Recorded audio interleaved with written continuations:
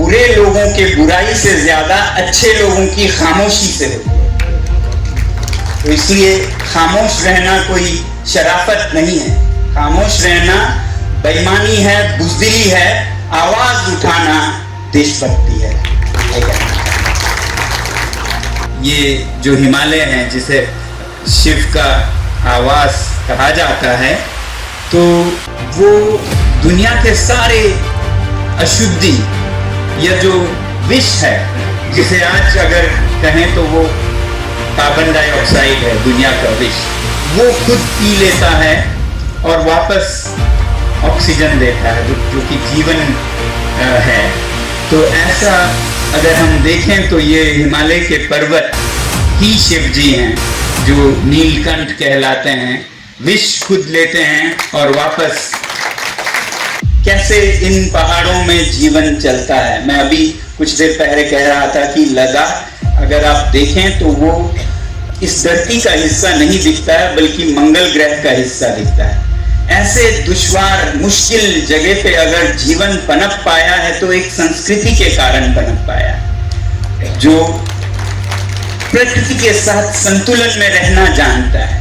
अब उसे आप तहस नहस कर दें और फिर किसी ऐसे व्यक्ति को सौंप दें जिसे उस इलाके का कुछ नहीं पता है। माँ की ममता के रूप कैसे होते हैं, ये माँओं के लिए भी और जो हम दलों के भक्त हैं उनके लिए भी बहुत अच्छी सीख हो सकती है। मेरे जीवन में मैंने देखा, लद्दाख में जो भी सरकार जिस भी दल की हो, चाहे जिस दल से आप संबंध रखते हो उस दल की हो, या आप जिसके विरोध में हैं उस दल की हो, जब वो गलत करे तो उसे हमें गलत ही कहना होगा। तो मैंने पूछा क्या हुआ, वो आए नहीं, हर 6 महीने में आते थे, कुछ मदद करते थे, बच्चों को सिखाते थे। तो मुझे बताया गया वो इंग्लैंड के जेल में है। मैं हैरान हुआ, वो इंग्लैंड के जेल में कैसे है? एयरपोर्ट पर लंदन में उसको पकड़ने के लिए तैयार पुलिस खड़ी थी और उसे वहीं से पकड़कर दबोचकर जेल ले गए। और आपको पता है उसे पकड़वाया किसने? उसकी मां ने। ममता का ये रूप भी होता है कि आप जिसे बहुत प्यार करते हैं उसे सही रास्ते पे रखने के लिए कभी कभी आपको सख्त कदम भी लेना। लद्दाख के पहाड़ों से मैं आप सभी के लिए शुभकामनाएं लाया हूं। देहरादून उत्तराखंड के सभी नागरिकों को और खासकर सुंदरलाल बहुगुणा जी के अनुयायी और परिवार के सदस्यों को, सबको मेरा हार्दिक प्रणाम और लद्दाख के सभी लोगों का आप सभी को प्रणाम।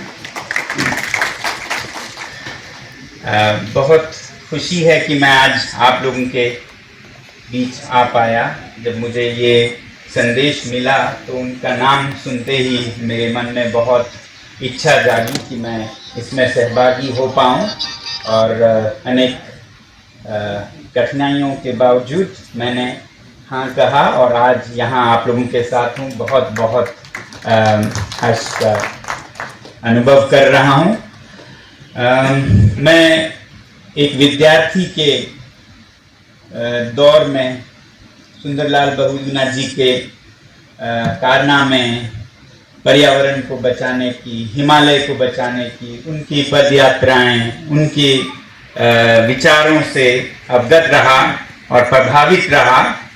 फिर आगे चलकर जब लद्दाख में मैं काम करने लगा तो वहाँ कई बार परम पावन दलाई लामा जी से मिलना हुआ, या उनके जो भाषण हैं जब भी मैं देखता, बहुत सारे भाषणों में एक समानता होती, वो कहीं ना कहीं भारत के बारे में बात करते हुए my good friend Sundarlal Bahuguna ji का चर्चा करते हैं दलाई लामा जी में। तो एहसास हुआ कि जिन व्यक्ति को वो इतने आदर से याद करते हैं वो कितने महान होंगे।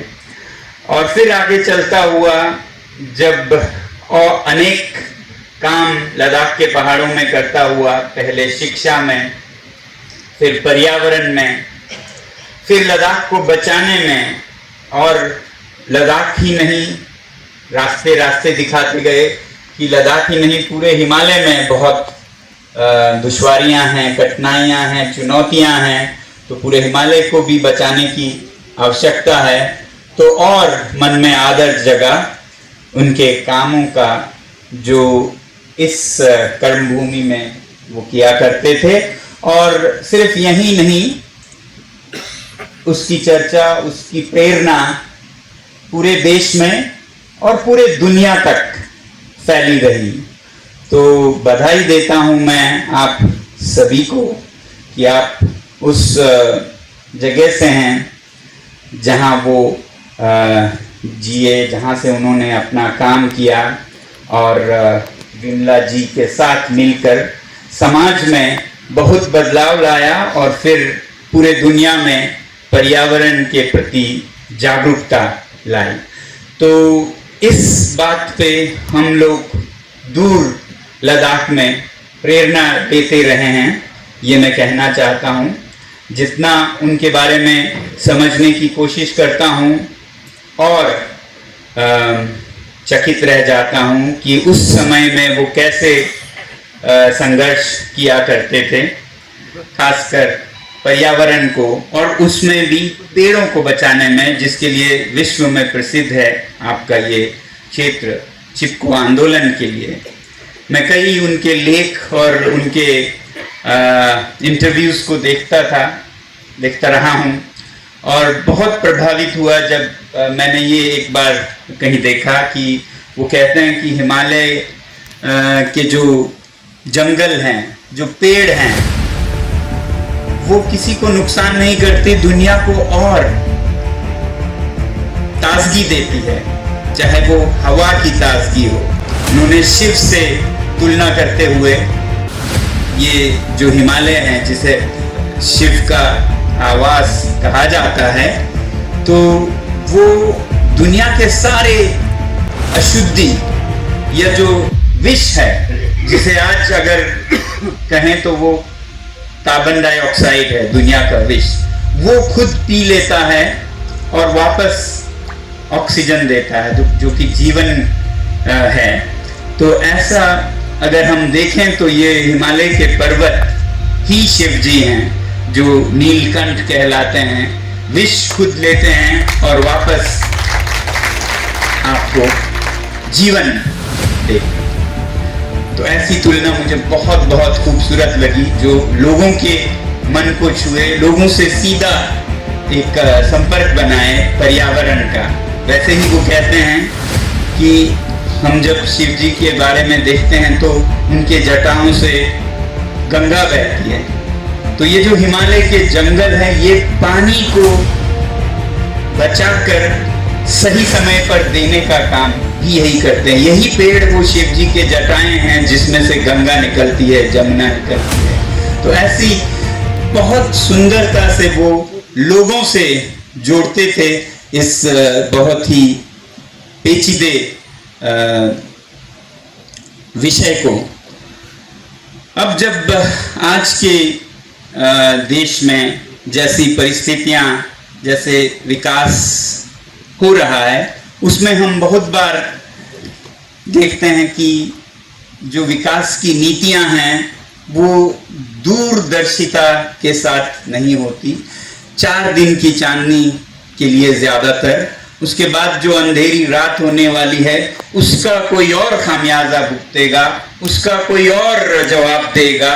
हमें तो 5 साल का यश चाहिए, 5 साल की तालियां चाहिए, बाकी उसके बाद जो होगा देखा जाएगा। ये बहुत ही अल्प या शॉर्ट साइटेड तरीका बन गया है। और बहुत बार हम सरकारी नीतियों को देखते हैं और उसमें बहुत ऐसे चुनौतियां देखते हैं जो देश को या खासकर हिमालय जैसे संवेदनशील जगहों को आने वाले दिनों में 2-4 होना पड़ेगा। और फिर हम सरकार पर खासकर दोष देते हैं। मगर अजीब बात मैंने ये देखी कि सरकारें चाहे जो भी हो, हम अभी जो सरकार है उस पे दोष देते हैं, अगली कोई सरकार हो तो वो भी वही करते हैं। चाहे ये दल हो या वो दल हो, वही काम करने लगते हैं। कभी कभी हम ये सोचते हैं कि ये दल बिगाड़ रही है, विनाश कर रही है, वो दल अच्छी है, मगर मैं जहां जहां जो सरकारें हैं वो विनाश में लगी हुई हैं, मैं ये पाता हूं। फिर सोचने लगता हूं कि करना क्या चाहिए हमें। कहीं बीजेपी की सरकार हो तो हम ये सोचते हैं कि ये सरकार गलत कर रही है, इसका हमें विरोध करना चाहिए।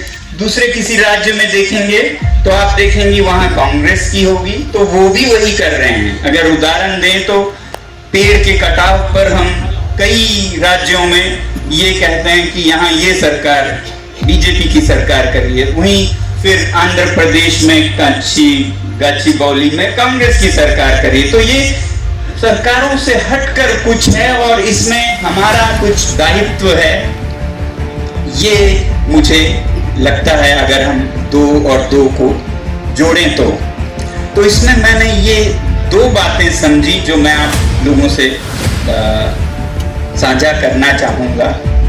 कि पहली बात तो जो भी सरकार जिस भी दल की हो, चाहे जिस दल से आप संबंध रखते हो उस दल की हो या आप जिसके विरोध में हैं उस दल की हो, जब वो गलत करे तो उसे हमें गलत ही कहना होगा।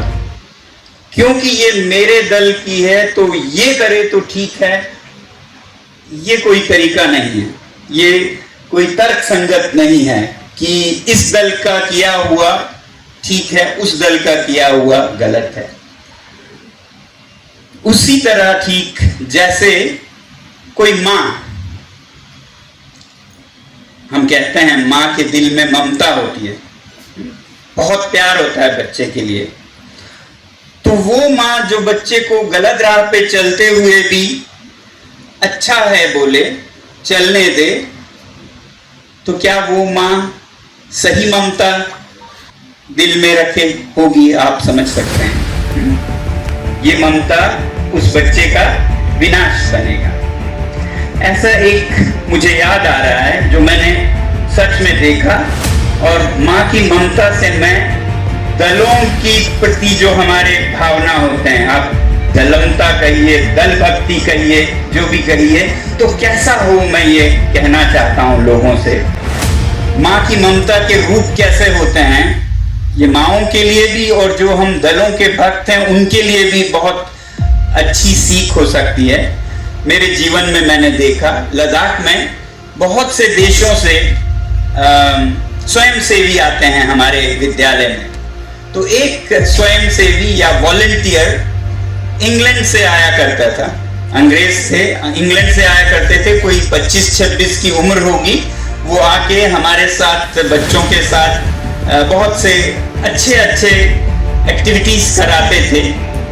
मगर 2, 4, 5 बार आने लगे भारत और लद्दाख में, और उनके चाल चलन में हमने कुछ बदलाव देखा, थोड़ी अय्याशी, थोड़े पैसे, और फिर 2 साल बाद नहीं आए। तो मैंने पूछा क्या हुआ, वो आए नहीं? हर 6 महीने में आते थे, कुछ मदद करते थे, बच्चों को सिखाते थे। तो मुझे बताया गया वो इंग्लैंड के जेल में है। मैं हैरान हुआ, वो इंग्लैंड के जेल में कैसे है? कुछ साल बाद पता चला, तो पता चला कि वो भारत आते आते कुछ ऐसे लोगों के संपर्क में आया जिन्होंने उसे आसान पैसा दिया वापस इंग्लैंड जाते हुए कि आप ये ले जाइए और आपको हम इतना पैसा देंगे। धीरे धीरे उसके लक्षण बिगड़ने लगे और पता चलता है कि वो जो ले जाता था वो ड्रग्स होती थी। तो ये कहानी मुझे बाद में पता चला, यही लक्षण उसकी माँ को भी दिखे कि ये अलग सा हो रहा है, पैसे बहुत आ रहे हैं और बिगड़ता जा रहा है। और फिर जब आखिरी बार आया था लद्दाख हमारे पास, उसके बाद जब वापस गया तो एयरपोर्ट पर लंदन में उसको पकड़ने के लिए तैयार पुलिस खड़ी थी और उसे वहीं से पकड़कर दबोचकर जेल ले गए। और आपको पता है उसे पकड़वाया किसने? उसकी मां ने। उसके मां ने ये कहा कि तुम अगर ऐसे किसी चीज में शामिल रहोगे तो मैं तुम्हें रोकूंगी। वो नहीं माना, मां कहां ऐसा कुछ करेगी। और वो उस नशीली दवाओं के साथ गया और मां उसका पुलिस के साथ वहां इंतजार कर रही थी। तो क्या ये मां की, क्या कहेंगे हम, उसके प्रति ममता थी या नफरत थी या क्या थी? ममता का ये रूप भी होता है कि आप जिसे बहुत प्यार करते हैं उसे सही रास्ते पे रखने के लिए कभी कभी आपको सख्त कदम भी लेना होता है। वैसा ही हम जब दलों के नाम पे, ये तो हमारा दल है, हम इसको जो भी करना चाहें करने देंगे कहते हैं, तो आप उन नेताओं को, उस दल को उसके पतन में मदद करते हैं। समझ रहे हैं? तो आप ऐसा कोई भक्ति नहीं कर रहे हैं कि आप उनकी गलत कामों को खामोश रहकर या फिर उसको ताली बजाकर या उसकी सफाई देकर लोगों में उनको गलत कामों में लगाए रहे और आगे आज नहीं तो कल वो पतन पे आए। तो मैं ये कहना चाहता हूं पूरे देशवासियों से, अगर आप किसी के प्रति वफा रखते हैं तो सच्ची वफा रखिए। जहां गलत को आप गलत कह सकें, वही सबसे अच्छे शुभ चिंतक होते हैं। शुभ चिंतक वो नहीं है जो आपके गलत को ही भी सही कहें। शुभ चिंतक वो हैं जो सही को सही कहे और गलत को उठकर खड़े होकर गलत कहें और इससे बुरा नहीं होगा। दूरदर्शिता से देखें तो इससे सबसे फायदा होगा। जैसे उस बेटे को हुआ जो बाद में 2 साल की सजा काटकर बहुत अच्छी जिंदगी जीने लगा, क्योंकि उसकी मां ने उसे इस कठोरता से रोका।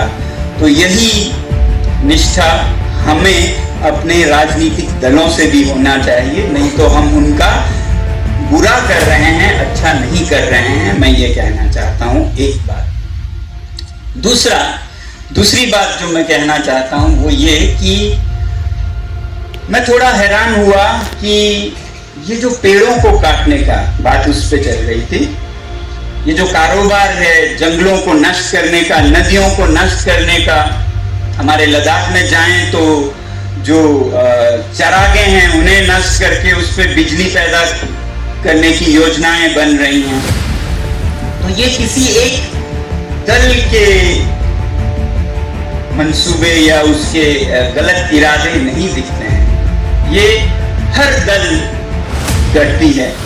और इसमें एक बात तो हम जब लद्दाख में विरोध करते हैं इसका कि आप चरवाहों के चरागों को लेके बिजली क्यों पैदा करेंगे, कहीं और कीजिए जहां ऐसा ना हो, किसी का नुकसान ना हो, या स्थानीय लोगों को सहभागी होने दीजिए कि कहां क्या विकास हो। इसी के लिए लद्दाख आज ले दे के क्या मांग रहा है? कोई चांद सितारे या किसी दुश्मन देश का कोई कुछ नहीं मांग रहा है। लद्दाख सिर्फ लोकतंत्र मांग रहा है। लोकतंत्र कि आप हमें या तो जिले के स्तर पर 6वें अनुसूची में लोकतंत्र दीजिए, जिसे 6 शेड्यूल कहते हैं, लोकतंत्र है और कुछ नहीं है। ये हमारे संविधान में निहित है, कोई बाहर का नहीं है। लद्दाख भारत के ही संविधान का। और ये जो 2019-20 में वचन दिए गए हम आपको ये देंगे, तो ऐसे वादे हैं जो हम उसकी पूरा करने की मांग भी कर रहे हैं। या फिर हम कह रहे हैं कि हमें असेंबली दीजिए, स्टेटहुड दीजिए। दुनिया भर में हर एक को अपनी आजादी है, अपने प्रतिनिधियों द्वारा कैसी प्रगति या विकास की जाए, वही हक इन्हें दीजिए, इतना ही कह रहे हैं। तो अगर वहां के लोग जो खुद साहूकारिता रखते हैं, जिनको पता है कि कैसे इन पहाड़ों में जीवन चलता है। मैं अभी कुछ देर पहले कह रहा था कि लद्दाख अगर आप देखें तो वो इस धरती का हिस्सा नहीं दिखता है, बल्कि मंगल ग्रह का हिस्सा दिखता है। ऐसे दुश्वार मुश्किल जगह पे अगर जीवन पनप पाया है तो एक संस्कृति के कारण पनप पाया है, जो प्रकृति के साथ संतुलन में रहना जानता है। अब उसे आप तहस नहस कर दें और फिर किसी ऐसे व्यक्ति को सौंप दें जिसे उस इलाके का कुछ नहीं पता है, जो हिमालय के पार मंगल ग्रह जैसे लद्दाख का कोई जानकारी नहीं रखता है, तो वो गलतियां कर बैठेगा। अच्छे से अच्छे गवर्नर भी गलतियां कर बैठेंगे और बुरे से बुरे हुए तो वो बेच देंगे, खरीदो फरोख्त करेंगे, क्योंकि ना उन्हें तजुर्बा है, अनुभव है कि यहाँ क्या हो सकता है क्या नहीं हो सकता है, ना ही उन्हें कोई जिम्मेवारी है, क्योंकि उन्होंने तो पैराशूट से आए हैं, पैराशूट से चले जाएंगे, आगे क्या हो भुगतना तो वहां के लोगों ने है। तो इसलिए ये प्रणाली किसी के लिए भी अच्छी नहीं हो सकती है, जिसमें जिन लोगों को पता है और जिनके दिल में दर्द है और जिन्होंने भुगतना है, उनका कोई भागीदारी नहीं हो। कोई ऐसा सिस्टम चल रहा है जिसमें कि किसी का कोई जिम्मेवारी ही नहीं है। तो ये लद्दाख के संदर्भ में इस तरह की नीतियां चल रही, इसलिए हम आंदोलन कर रहे हैं। और ऐसा नहीं है कि सरकार को ये समझ नहीं थी। सरकार को जब लद्दाख यूटी बना 2019 में, तब उनका दिमाग दिल सब बहुत साफ था। इसीलिए लद्दाख के लोगों ने बहुत गहराई से कृतज्ञता व्यक्त की कि आपने हमें एक अपना अस्तित्व दिया लद्दाख को, जम्मू और कश्मीर से हटकर, क्योंकि लद्दाख 18वीं सदी में एक पूर्ण राज्य था, राजा के साथ उसे एक जिला बना दिया गया जम्मू और कश्मीर का। फिर दोबारा से उसे एक अस्तित्व दिया जब 2019 में लद्दाख एक यूटी बना। मगर उस समय की समझ ज्यादा दूर तक नहीं चली, क्योंकि 19 में और 20 में दो बहुत बड़े चुनाव हुए लद्दाख में, जिसमें जो रूलिंग पार्टी है उन्होंने सिर्फ आश्वासन ही नहीं लिखित में दिया कि हम लद्दाख को 6वें शेड्यूल में स्वायत्त देंगे, ये इनका बनता है और हम इन्हें देंगे। नंबर 1 पे लिखा, आप समझ सकते हैं, नंबर 1 पे। और फिर 1 साल में खामोशी, सन्नाटा सा छा गया, कोई इसकी बात भी ना करे। दूसरे साल में तो इसका याद दिलाना भी एक जुर्म बन गया। कोई अगर 6वें शेड्यूल का याद दिलाए तो उस पर मुकदमे लग जाते थे, पिटाई हो जाती थी। तो सब हैरान हुए कि ऐसा क्यों हो रहा है। अभी भी किसी को नहीं पता है कि अपने लिखित में दिए वादों से इतने कैसे यू टर्न हो गया कि वो जुर्म बन गया। याद दिलाना तक, वादा करना नहीं, याद दिलाना जुर्म बन गया।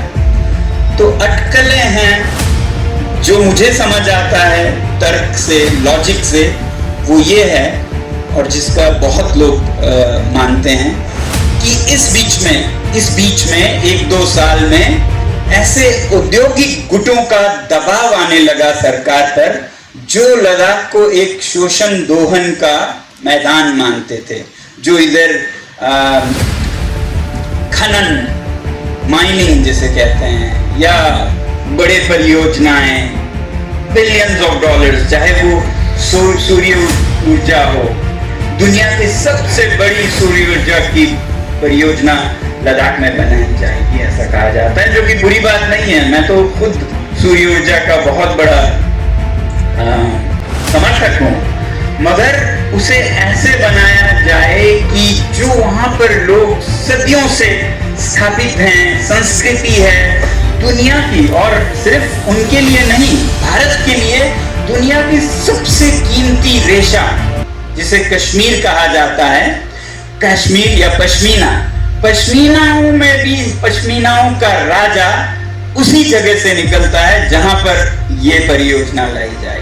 सबको विस्थापित करके बिजली बनाई जाए। तो पहली बात तो अगर यहाँ के लोगों से पूछते, समन्वय होता, तो वो बताते कहाँ बनाना ठीक रहता, कहाँ नहीं रहता, किसे नहीं पसंद की लद्दाख के जमीन से बिजली देश के लिए काम आए। सबको बड़ी खुशी होगी। लद्दाख के लोगों ने तो हर जंग में, हर युद्ध में देश के लिए जान दिया है, सिविलियंस ने, सेना के साथ साथ। तो क्या वो बिजली नहीं देना चाहेंगे?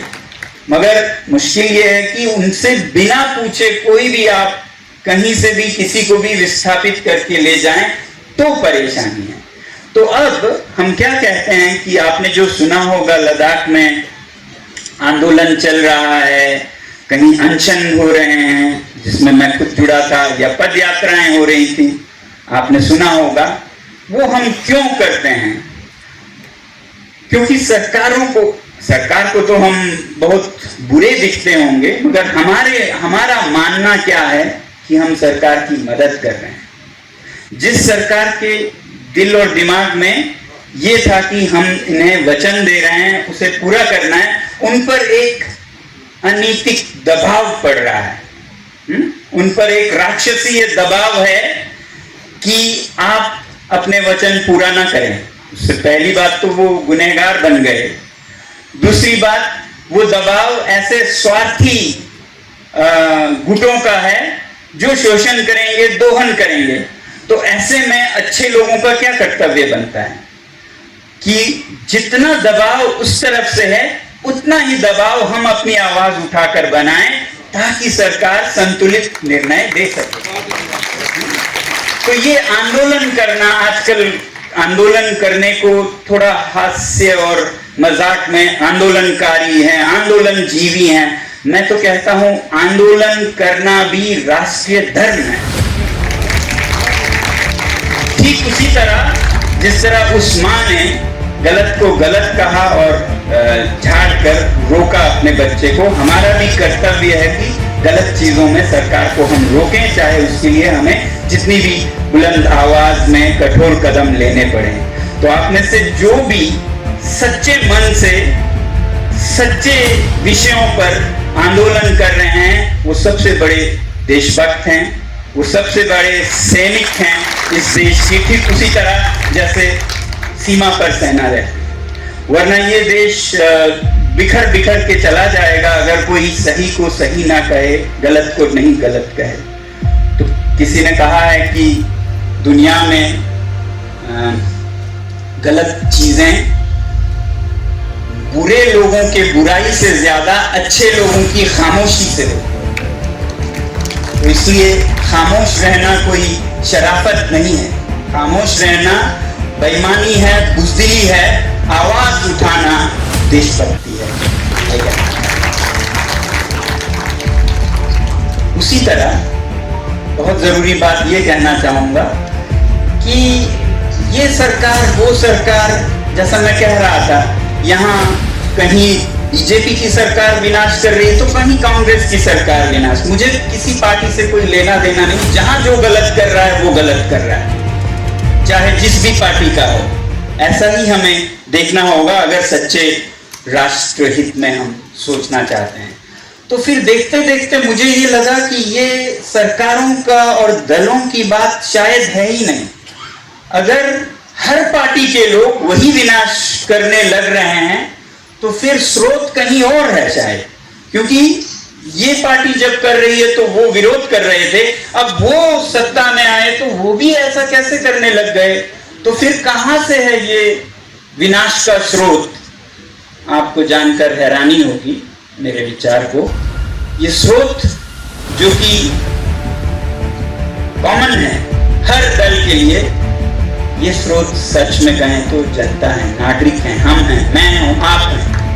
आप समझ रहे हैं क्यों ये बांध कर नदियों को बांध रहे हैं, फिर बाढ़ में उजड़ रहे हैं कुछ लोगों की जमीन है, जैसा आंदोलन करते रहे हैं। क्यों ये कुछ लोगों की जमीनों को, चरागों को छीन कर उन्हें बेघर कर रही है। अगर कोई सरकार आएगा मेरे ख्याल से वो भी यही करेंगे, क्योंकि लोग, नागरिक जो हैं, और दो और दो और दो, उनकी संतुष्टि की कोई सीमा नहीं है। बिजली और मांगे जा रहे हैं, सारे सामग्री सामान और चाहिए। जब तक लोगों में ये और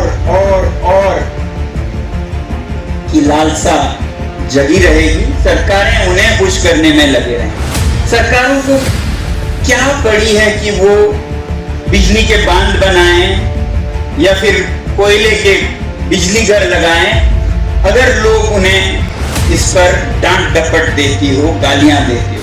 वो तो तब करेंगे जब लोग उन्हें उस पर प्रशंसा करते हो कि आपने बिजली इतना पैदा किया, आपने बिजली इतना पैदा किया, आपने इतना उत्पादन किया। तो लोगों में बदलाव की जरूरत है। सरकारें खुद बदलेंगी अगर लोगों की मानसिकता, सोच बदले। तो हम परेशान होते हैं जब लद्दाख में बिजली के लिए हमारे चरवाहों के चरागे जाते हैं, कहीं दिमाग में हम ये सोचते हैं कि चलो देश के लिए ये बिजली काम आया, मगर तरीका गलत था। ऐसा ही सोचते हुए हम पदयात्रा पे आए, ले से चलकर 1 महीने में लगभग 1000 किलोमीटर करते। ले से चलते हुए हमने चरागों को जाते हुए देखा बिजली के नाम सुपुर्द। फिर हिमाचल में आए तो नदियों को जाते देखा बिजली के लिए। फिर चंडीगढ़ जैसे शहरों में जब आते हैं तब देखते हैं कि इस बिजली का हो क्या रहा है। हम ये देख रहे हैं कि लोग अपने घरों में एयर कंडीशनर्स 4-4, 5-5 हर तरफ से लगाए बैठे हैं और रहने वाले 2 हैं। सारे घर को ठंडा कर रखा है, जिसके लिए कितने करोड़ों यूनिट बिजली का जाता है। किसी की जान बचती हो तो हमारे दिल को सुकून होता कि हमारे घर उजड़े फिर भी ये बिजली किसी के घर बनाने में काम। किसी बच्चे की पढ़ाई होती अंधेरे में तब समझ आता, मगर आधे से ज्यादा तो व्यर्थ में, अय्याशी में उड़ाए जा रहे हैं दिल्ली, चंडीगढ़, मुंबई और बेंगलुरु जैसे शहरों में। तो ये कैसा विकास है जिसमें एक शहर के अय्याशी के लिए एक गांव के जीवन को ही तितर बितर किया जा रहा है। इसको तो विकास नहीं कह सकते। तो इसलिए आसान है सरकार को गाली देना, नेताओं को गाली देना, ठीक भी है जब उनके कदम गलत हो शॉर्ट टर्म में। भारत के सपूतों में से एक ऐसे ही बहुत विचार हैं। उन्होंने ये कहा है कि एक मनुष्य के लिए कामयाबी ये नहीं है कि वो कितने इच्छाएं पूरा करे, बल्कि कामयाबी उसका मापन कीजिए उसने कितने इच्छाओं को भस्म कर दिया, निकाल फेंका। ये शिक्षा देने की जरूरत है आज हमारे बच्चों को कि आप संतुष्टि या खुशी या विकास और भौतिक संपदा से नहीं, अंदर से इच्छाओं को कम करके करें। अगर इच्छाएं कम हो तो आप थोड़े में ही सबसे दुनिया के अमीर हो सकते हैं।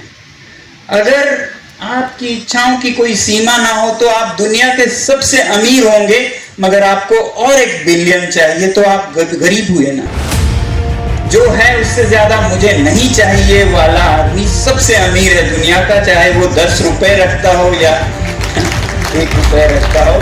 उसके बाद फिर 300 बिलियन हो, गरीब ही है, क्योंकि और उसे 700 बिलियन चाहिए कर रहे हैं। उसकी भी हमने सबसे बुरी सीखों को आगे बढ़ाया है, चाहे वो भारत में या अमेरिका में या इंग्लैंड में, जहां पर ये इकोनॉमिक्स आए, जिनकी थियरीज सबसे बड़ी किताबों में है अर्थशास्त्र के। तो 1-2 मैं आप लोगों को बांटता हूं और बहुत होंगे। एक है law of diminishing utilities. Modern economics का एक थियरी है, हर जगह पढ़ाते हैं, समझता शायद कोई नहीं क्योंकि बदलता कुछ भी नहीं देखता हूं मैं। तो लॉ ऑफ डिमिनिशिंग यूटिलिटीज क्या सिखाता है? वो कहता है कि हर साजो सामान का जो मूल्य है, अर्थ है जो आपके जीवन में, वो घटता जाता है। जब आप नंगे पैर चल रहे हो, आपके पैरों में कांटे चुभते हैं, कंकड़ चुभते हैं, आपको 1 जोड़ा जूता मिले तो आपको 100% संतुष्टि मिलती है कि आपके पैर बच गए कांटों से, कंकड़ से। जब आपको दूसरा जोड़ा जूता दिया जाता है तो उसका वो माने नहीं होता है जो पहले जोड़े का था। मगर तीसरा जोड़ा जब आता है तब तो और भी कम। अब यहां लोग 30वां जोड़ा जूता खरीदने में लगे हैं, जिसका हमें कोई अर्थ नहीं रहता है, मगर प्रकृति का विनाश उतना ही होता है जितना पहला जोड़े से। ये लॉ ऑफ डिमिनिशिंग यूटिलिटी है कि आप जब जमाखोरी करते जाएं तो उसका अर्थ, उसका मूल्य घटता जाता है। तो ये तो है लॉ ऑफ डिमिनिशिंग यूटिलिटीज। उसको मैं थोड़ा सा मोड़ देता हूं, वांगचुक ट्विस्ट कहिए। मैं ये कहता हूं कि आप 30वां जोड़ा जूते के बाद 31वां भी जरूर खरीदिए, मगर अपने लिए नहीं, क्योंकि आपके लिए 31वां है, वो किसी ऐसे इंसान के लिए खरीदिए जिसका ये पहला बनेगा। तो फिर आपके पैसे का बहुत मतलब है, क्योंकि आप 100%, 60वां लीजिए, 70वां लीजिए, 7000% संतुष्टि ले पाएंगे, क्योंकि ऐसा कोई पा रहा है जिसके पैरों में पहला जोड़ा भी नहीं है। तो ये सीख मॉडर्न इकोनॉमिक्स का है। और इसी आधुनिक अर्थशास्त्र का मुझे ताज्जुब लगता है कि बिजनेस में, फाइनेंस में उन्होंने ये नहीं सुना होता है या फिर उस पर कुछ करते नहीं है।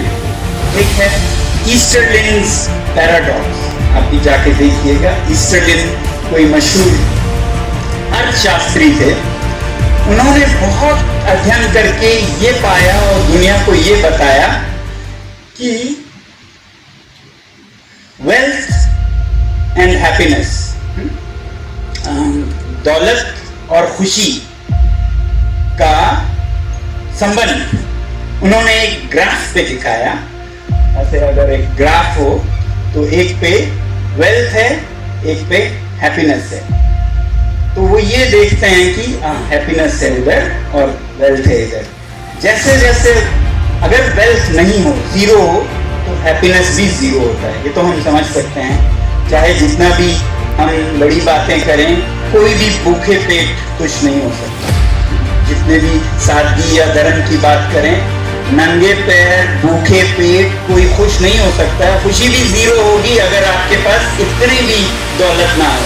मगर उसके बाद दौलत 1, 2, 3, 4 बढ़ता जाए तो एक आते ही आपकी खुशी भी उतना ही बढ़ेगा। तो ग्राफ बढ़ता है। 2 दौलत आई तो खुशी भी उतनी ही बढ़ी। तो ये ग्राफ बढ़ता जाता है, मगर ये निरंतर बढ़ता नहीं जाता है। ये तो कोई भी सोच सकता है, मगर उन्होंने अध्ययन करके दिखाया। लोगों से, बहुत लोगों में संपर्क करके अध्ययन करके दिखाया कि कुछ देर बाद ये ग्राफ फ्लैट हो जाता है। दौलत बढ़ती जाएगी मगर खुशी नहीं बढ़ेगी। दौलत जितना भी बढ़ेगा, खुशी वहीं पर है। तो फिर इतने दौलत के पीछे भागने का मतलब क्या है? पूरे साइंटिफिक इकोनॉमिक वे में बताया है जो आज के लोग समझते हैं। फिर उसके बाद भी अगर हम दौड़ें तो फिर हम अशिक्षित हैं, अविकसित हैं। विकसित तो वो हैं ये जल्दी समझ जाएं और जितने में खुश उतने की ही आप दौड़ धूप करें। साईं इतना दीजिए जहां मैं कुटुंब समाए, मैं भी भूखा ना रहूं, साधु ना भूखे जाए। ये था इस जमीन का प्रिंसिपल कबीर का। और किसी शायर ने आपने सुना होगा, कहा हजारों ख्वाहिशें ऐसी कि हर ख्वाहिश पे दम निकले, बहुत निकले मेरे अरमां, लेकिन फिर भी कम निकले।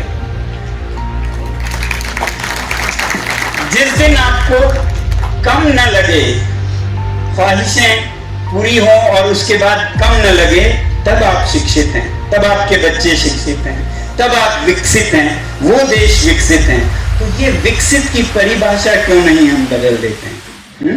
ताकि दुनिया के अमेरिका और ये यूरोप को 4 हाथ पैर मारकर हम तक पहुंचने की मेहनत करना पड़े। हम भी भारत की तरह विकसित बनना चाहते हैं, जहां पर जितना खुशी मिलती है उतना लेते हैं, बाकी औरों के लिए छोड़ते हैं। तो ये भारत की देन हो सकती है विश्व को। और मैं चाहूँगा आप लोग जो सुंदरलाल बहुगुणा जी के रास्ते पे चलते हैं, उनके अनुयायी हैं, आप लोगों को तो एक मशाल लेके ऐसी बदलाव समाज में लाने की जरूरत है। जब ऐसा बदलाव समाज में आएगा तो क्या कोई ऐसी सरकार टिक पाएगी जो और कोयले के बिजली घर बना रहे हों? लोग कह रहे हैं हमें नहीं, हमारा ख्वाहिशें पूरी हो गई हैं और नहीं चाहिए, तो वो अपने लिए तो नहीं करेगी। जब लोगों से उनको डांट पड़े तब भी करे, ऐसी बेवकूफ सरकार तो कोई नहीं है।